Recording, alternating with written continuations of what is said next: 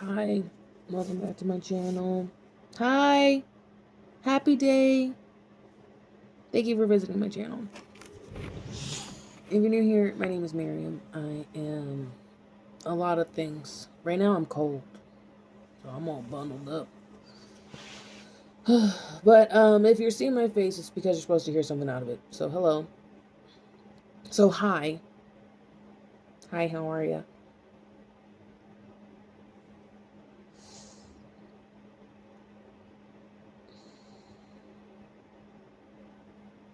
There is this great urge in you that you don't want to have.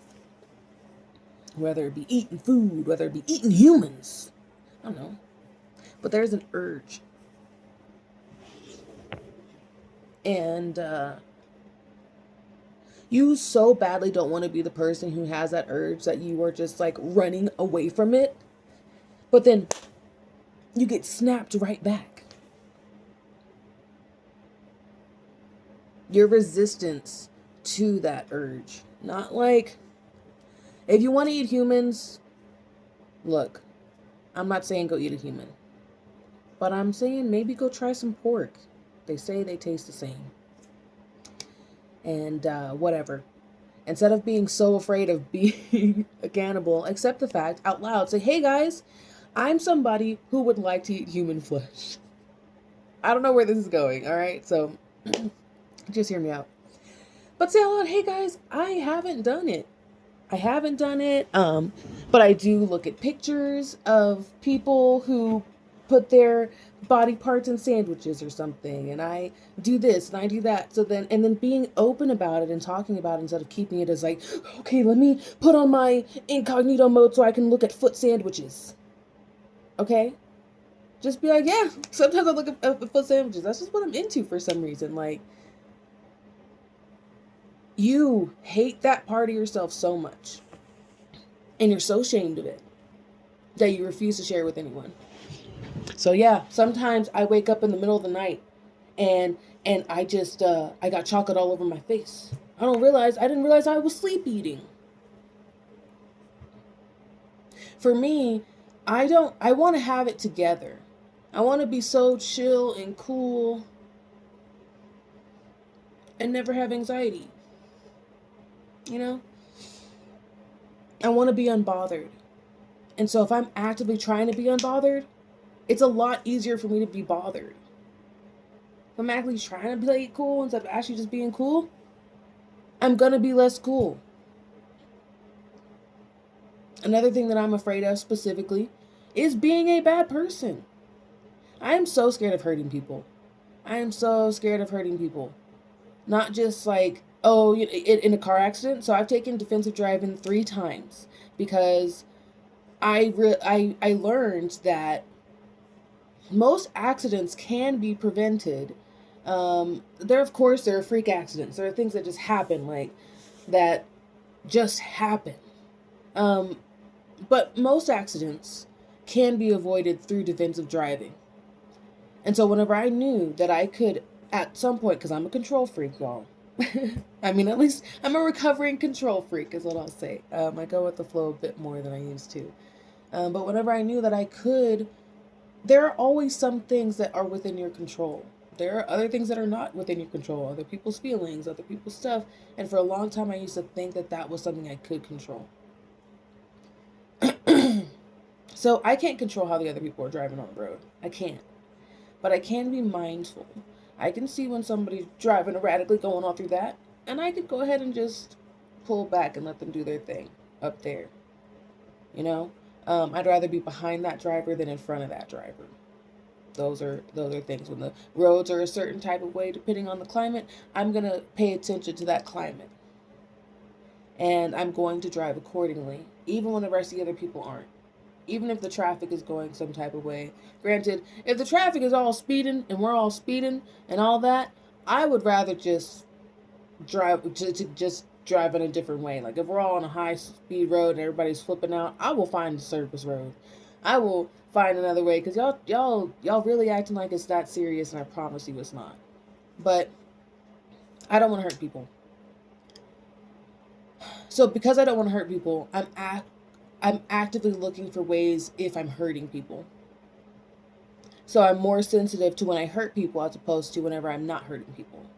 Because all I'm caring about is the time that I harm them. And so it doesn't matter that there's all the times that I haven't hurt them, or in fact, sometimes I think that I have hurt them and I haven't. It doesn't matter. I am now giving myself this confirmation bias.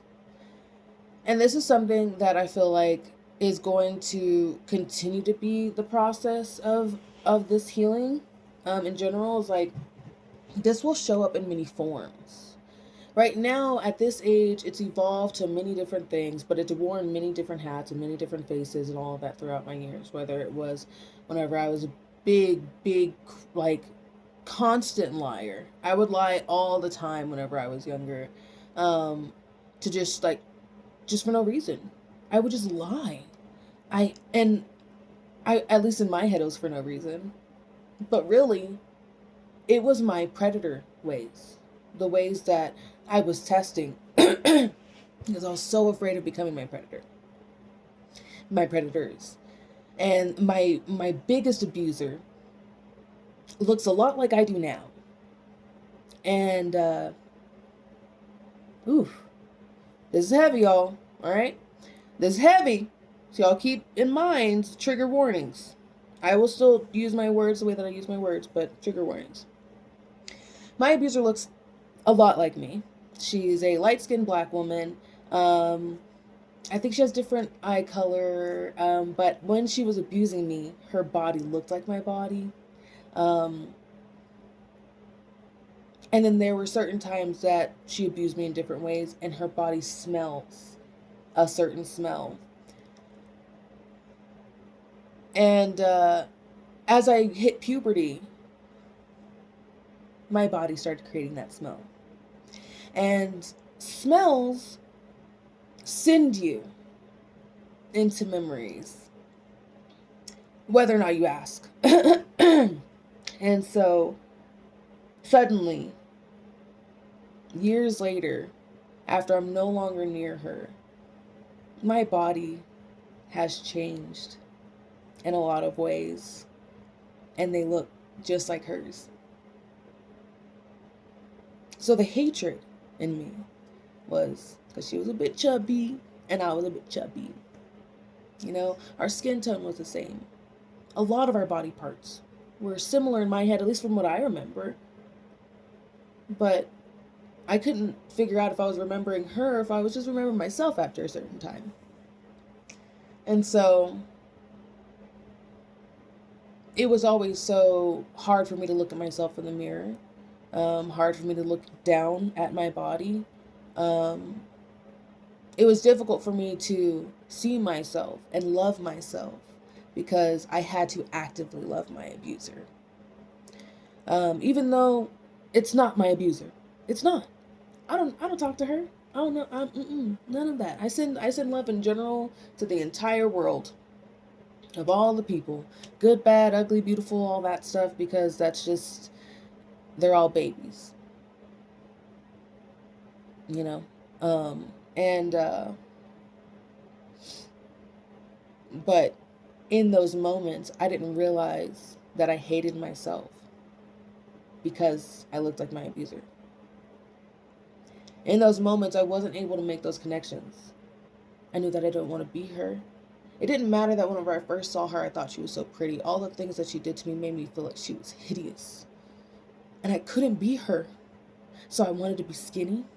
I wanted to lose weight. I wanted to just be a different shape. I wanted my hair to be different. I didn't want curly hair. I would straighten it. I would wear makeup. I would change everything about me. So then I would be unrecognizable to her. But this was me. Our faces probably don't look the same. A lot of things about our bodies probably don't look the same, but a lot of them do. And a lot of people would even consider us related. It's something that I've struggled with myself because there are a lot of girls who look like me. But then it makes it to where it's harder for me to trust people because I already have this belief system with this specific archetype. This physical archetype, anyway. And because she was brutal and vicious.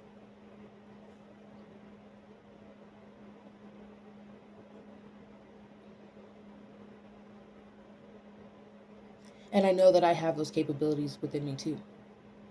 Even if I'm not physically brutalizing people, there are ways to spiritually brutalize. There are ways to mentally, emotionally, um, energetically brutalize people.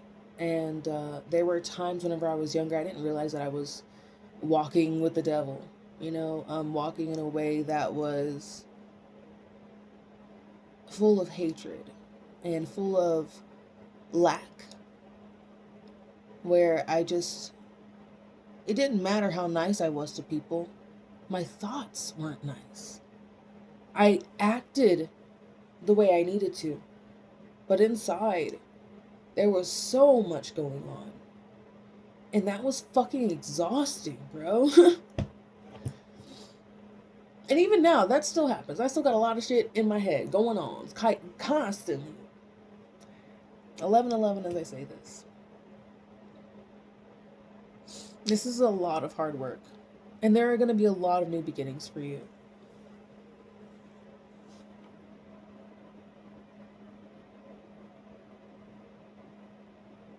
If you are somebody who really feels like you are struggling with this, I can recommend some videos and stuff. I recommend Astral Doorway. I recommend Glorianne. I recommend looking up the Gnostic power of love.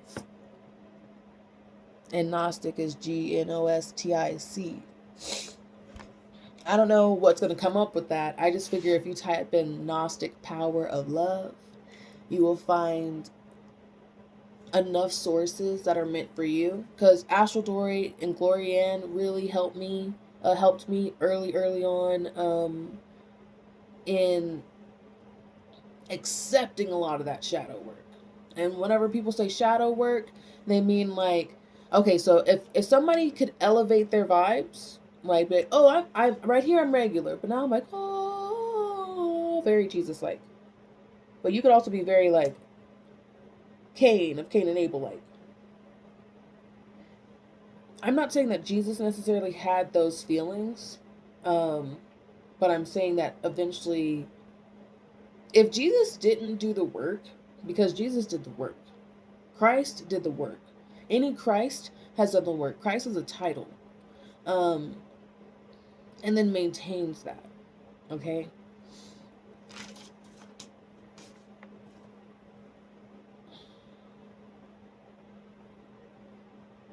But the shadow work is making sure to go down into that area first, or you could go up, but instead of just shooting up, you make your soul makes the decision of, okay, I've grown up too much this way, but there's nothing going. I've only gone down this far here, so I know a lot about this, but I still don't know a lot about this gap down here, and it needs to be equal. Otherwise, that's the Tower of Babel, baby. They say God knocked that tower down. It was our lack of knowledge that knocked it down. We just wanted to go up, Leaning Tower of Pisa, except the foundation was real messed up. Okay? We can elevate forever. We can mass meditate. We could come together and be like, somatic breathing into elevation. But if we took thousands of people and did that, of those thousands of people, there would be groups of people who then fell further down into darkness because they hadn't done the work yet. Because a lot of times we are wanting to meditate and elevate so we can get out of our pain. Because it fucking sucks being in pain. It sucks to be scared. It would just be nice to feel good feelings. So of course, there's this slight addiction to like, let me elevate, let me be better, let me be better, let me be better. Because for so long you were like, I'm a bad fucking person. You're bad, you're bad, you're bad.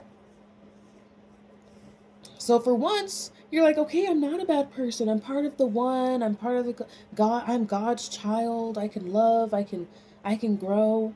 And then all of a sudden, one day, the weather gets real cold, or there's something that happens like it negatively in your life, and everything comes together. It was just that one tipping point, and now all of these thoughts that you thought were good and gone have never been processed. Because what? You can understand seeing something in the light, but there's nothing like feeling something in the dark. What? Okay. No. I mean, I know, but like, that's just bars, girl. Sorry. I mean, I don't know. But like, what? I don't know who I'm talking to. Y'all.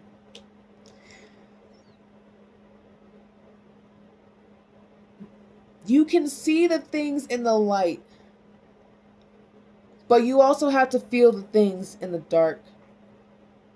What I notice is that people who have trouble doing the dark work, the shadow work, why am I screaming? The dark work often have, okay, this is kind of like blanket statement, so please take it with all the salt you need to. I don't care about your sodium intake. You'll be good. You need to just drink water with it as well. Don't drink too, an appropriate amount. Don't be torturing yourself. Anyway, I notice that people who can't do the shadow work often have mommy issues, and people who can't do the light work have daddy issues. This is what it is. Because the darkness is that darkness of the womb, the mother. And the light is the father energy, like being born out the womb. Material world is light, but cold, just like a father could be. Cold and loving and protective, but has to be like, hey, strategic. So they consider that cold energy, like in yin and yang. There's cold, there's warm. And so the cold and warm energy is important to have. If you have a mother who has been moving in masculine energy for a long time, there might be cold energy from her, but still the darkness, so cold and dark instead of warm and dark. The light is supposed to be cold, not warm. The warmth comes from the darkness. Woo, my ear. Woo! I know, like, there is warmth that comes from using the light, but that is generated in the darkness of you.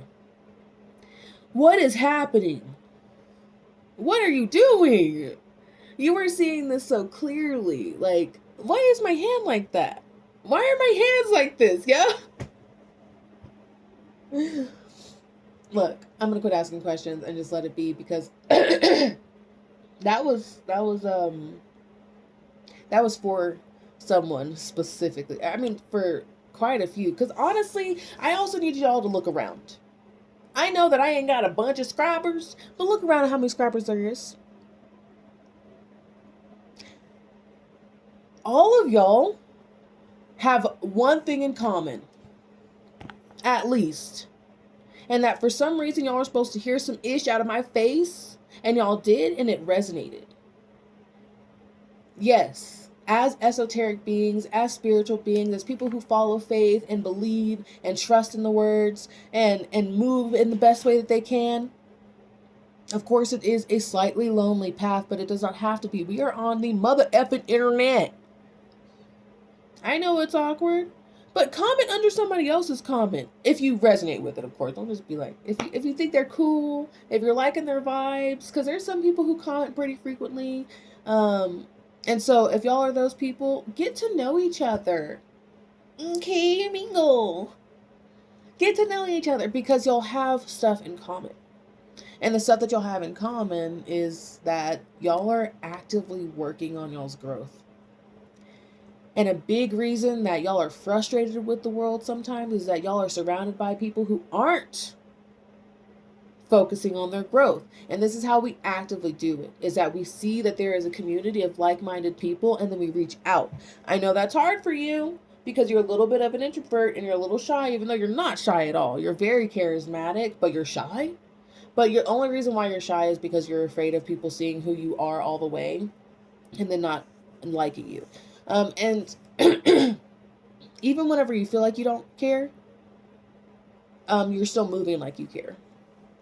So just like the mind can be at a place before the body is, and the rest of everything else is, because a lot of times we have to visualize things first before that moves down the chakras anyway.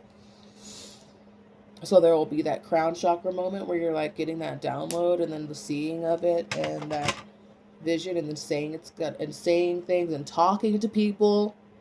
You got to use your voice. If you have a voice in any way, if you have any type of communication skills, or not even skills, but like you have a communication device, you can speak, you can whatever, put it out there. You can write, you can read. You have the ability to move your eyes to point to letters. Granted, depends on the person who's reading the board. But anyway, if you could communicate, do it. If you could tell your story, do it. I understand it's freaking embarrassing, but I'm out here straight up actively embarrassing myself for you guys. For you. This was for you. No, it's not. Chill. It's for me. Relax. I'm quite selfish. And self-centered. But I do come on here to be like, look, sometimes I got gunk in my eye. I definitely always got gunk in my nose. My hair isn't done. I'm wearing the same clothes multiple days in a row. My house is a mess behind me. There's so many things I'm going to be honest and tell y'all about. So then eventually you'll freaking do it. You are supposed to be making these videos or telling your story in some way, whether it be getting an interview by somebody. Hell, if I need to start a podcast, I will. Because your stories are meant to get out there. And I understand it could be really scary to share it, because people tend to look at me and be like, yeah, but it's you. But you're so you, so that's why. Y'all, I'm just as fake as anybody else. I'm still lying to myself. There are always new ways for my eye to lie to me. It's never going to stop. Even the greatest yogis are constantly lying to themselves, and then just knowing how to work with it eventually and alchemize that energy. It's not that they're not feeling emotions at all. It's that they know how to work with the energy. 2222 as I say this. What did I say?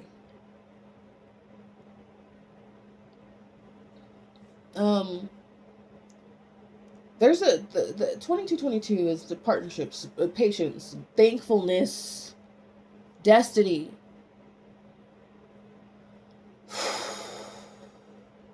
Six two. Love, marriage is through destiny and patience. Like, there are let me talk about love and the different types of love.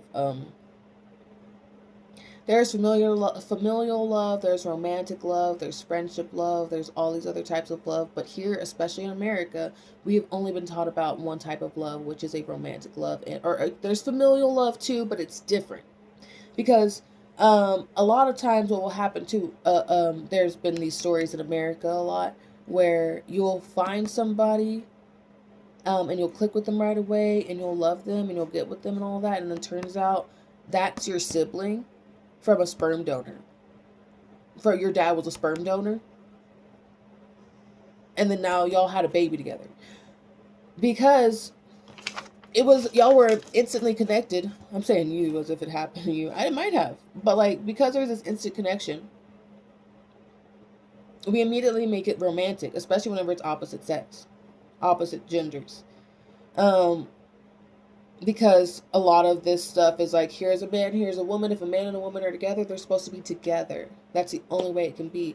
And understanding those other loves, familial love, friendship love, I don't know if that would have avoided that situation. I don't know if you'd actually be able to tell it in your heart. If you were like, oh, actually, that doesn't feel like a romantic love, because you're talking with God. You're like, I know that I feel connected with this person because of this, but we're only really taught that we're allowed to love in one way, which is in a sexual way.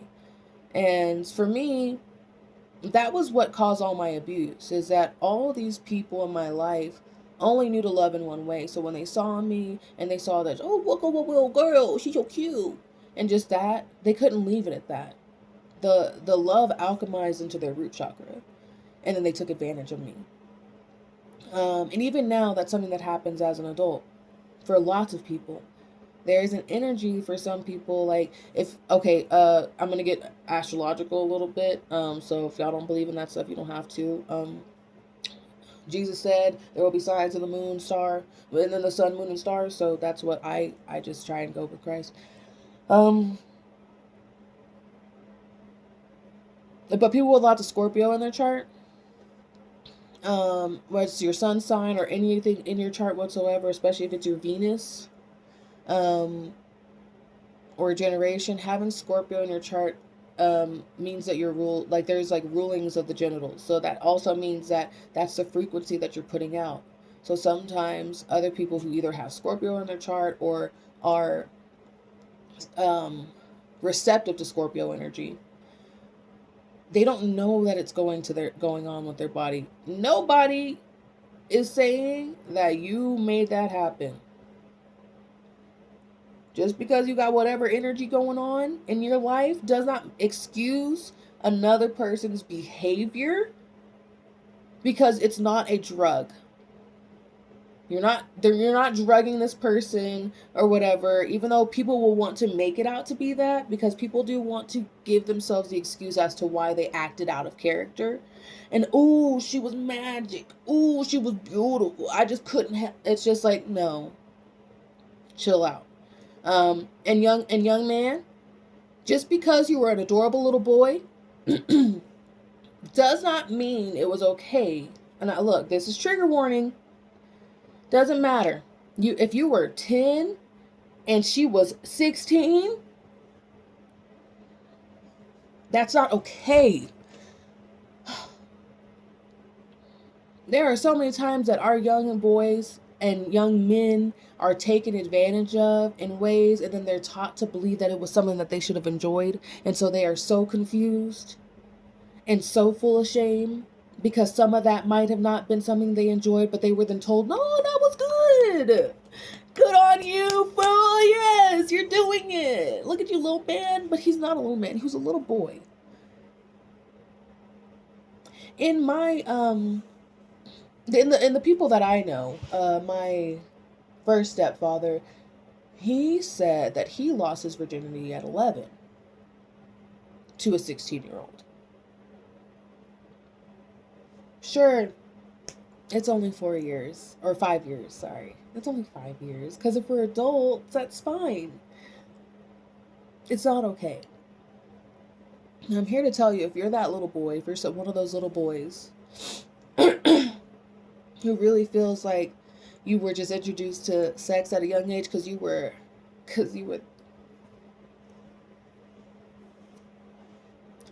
I guarantee, yes, you were an adorable boy. You were a handsome young man. But you should not have been doing those things. And you weren't at that maturity level yet. And you don't have to accept any of that, what I'm saying. Because you can also still feel the other way.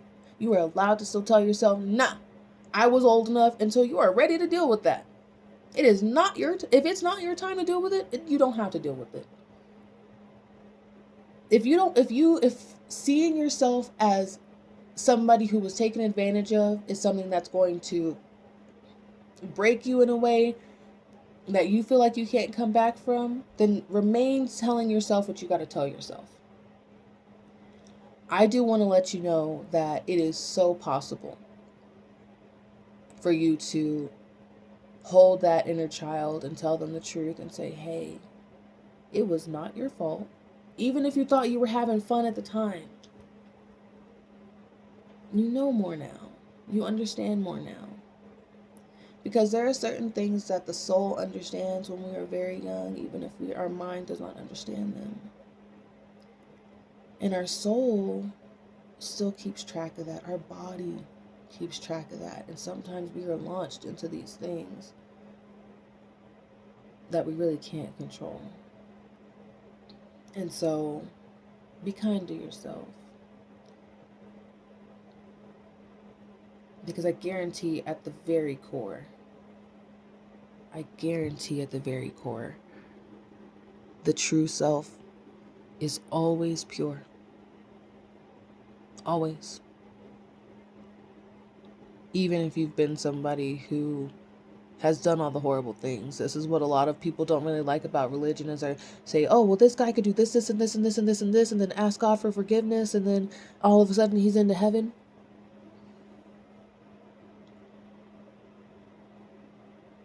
It is about the forgiveness that they give themselves. Anybody could ask God for forgiveness, but honestly, even if you don't forgive yourself, you're stuck. Because God will listen to you. God will say, is this clear of their conscience? Do they really feel like they deserve forgiveness? And it's not like asking those questions, is that is what is happening. If you are at any point ruminating and going back and being like, you know what? I didn't even do the work to understand why I could forgive myself. I didn't do the work to understand why my actions were the way that they were. Understanding and comprehending what led to those choices, you'll naturally not feel forgiven. But whenever people have actually done that work, they're forgiven by the world. But it's because of that forgiving energy of themselves. Now, not those people who are just like, okay, I'm a psycho killer and I feel no guilt. That's not the same as forgiving yourself. That's not feeling remorse in the first place. And even if you feel remorse for a second and then just like, I just don't care. I just like being the villain. Like, that's an ego thing. And that's okay. It's totally okay. Like, to just be aware that it's ego thing and you're not being truest to yourself, which is like, I needed something to feel. I needed something to something. And that's really hard. I mean, I am a woman in America, so, I know a lot about serial killers in general. Because it's something that we have to worry about, or think about, or we don't have to do anything, period. But it's one of the things that, especially early on in my life, it's something that I try not to look at too much now because, yeah, people do get murdered. But more than anything, everybody dies. And so I just have to live in the meantime and being terrified of every human being, every man is not the deal. Like, it got to the point where I was afraid of even men in my family. Not like just like, what if they just decide to snap one day? Like, my stepdad is a white man. So it's like, I don't know, that statistically at a certain age, white men statistically. And so I didn't want to live in fear anymore. I really do hope. I mean, I don't hope. But I really do not want to be murdered. But I will be murdering myself. Well, not myself. Myself will be murdering I. Because that's the whole ego thing. You're supposed to murder your egos with a surgeon's mercy. And decapitate them and get done with them and put them in the fire.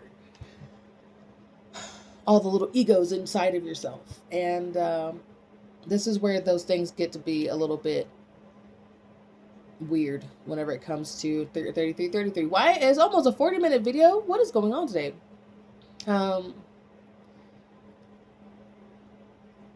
But it's really about stripping yourself of the things that you don't like about yourself. Because really, you don't like being like told like, well, you're stupid and you're crazy and nobody will ever love you and you're a poop nose and I hope that you every time you walk in front of your crush you fart a little bit. Because you probably will, because your stomach always gets so gassy whenever you're nervous anyway. So you're just gonna fart and poot and toot all around your crush and she's gonna smell and you're gonna smell like cabbage. Why are you bullying yourself so much? Honestly, that's a school of hard knocks. There's a lot of mean people out there just trying to make themselves feel better by being mean to others and that's still not, and then it's just this vicious cycle of. And so you breaking the cycle of being like, you know what, here's this person who's making me feel bad or whatever, and then you're like, hey, I'm sorry or whatever. I love you, thank you. You telling a bully, I'm sorry, I love you, thank you. I mean, that bully still might fully react in violence because they working through some shit and they haven't worked through it. But, hey,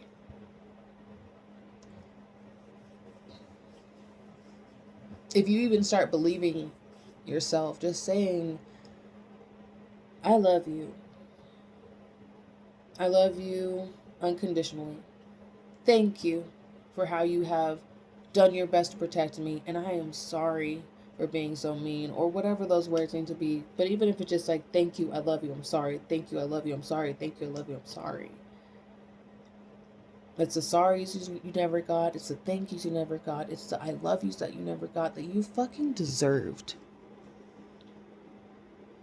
Even if you're a bad person now, okay, even if you completely deem yourself a bad person now, those bad things that happened to you,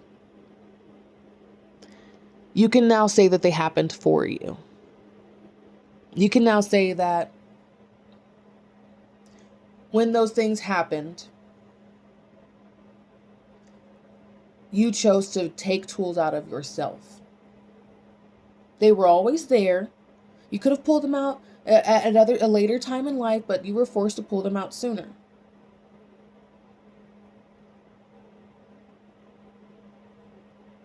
You are no longer a victim of circumstance. Even though it's going to be really hard to understand and actually feel that. But it's why you're here. So anyway, I'm gonna get off. I'm gonna stop recording now. Much love, y'all. In the meantime, lovies, y'all keep a lookout for the numbers and stay synchronized.